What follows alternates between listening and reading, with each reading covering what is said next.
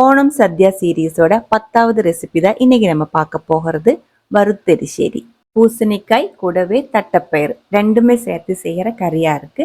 முதல்ல 1/4 கப் அளவுக்கு தட்டைப்பயிறு ஊற வச்சிருக்கு. நல்லா ஊறினதுக்கு அப்புறம் குக்கருக்குள்ள போட்டு தேவையான அளவுக்கு தண்ணி உப்பு போட்டு நல்லா வேக வச்சு எடுத்து மாற்றி வச்சுக்கலாம். இது கூடவே 300 கிராம் அளவுக்கு பூசணிக்காய் கொஞ்சம் பெரிய பீஸாக கட் பண்ணி எடுத்துருக்கு. மண்சட்டிக்குள்ளே போட்டு 1 டீஸ்பூன் அளவுக்கு மிளகாய் தூள், 1/2 டீஸ்பூன் அளவுக்கு மஞ்சத்தூள், கொஞ்சமாக உப்பு, தேவையான அளவுக்கு தண்ணி ஊற்றி வேகிறதுக்கு மூடி வச்சுக்கலாம். அரைக்கிறதுக்காக 1 கப் அளவுக்கு துருவன தேங்காய், 1/2 டீஸ்பூன் அளவுக்கு சீரகம், 2 to 3 பல் பூண்டு, தேவையான அளவுக்கு தண்ணி ஊற்றி நல்லா அரைச்சி எடுத்து மாற்றி வச்சிருக்கு.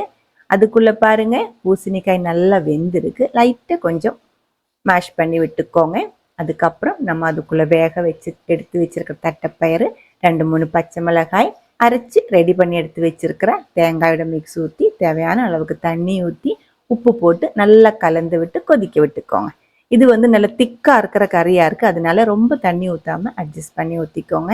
நல்லா கொதித்து திக்காக வரும்போது 1/2 டீஸ்பூன் அளவுக்கு பெப்பர் பவுடர் கூடி சேர்த்து நல்லா கலந்து விட்டதுக்கப்புறம் இந்த அளவுக்கு திக்காகும்போது தீ ஆஃப் பண்ணிக்கோங்க.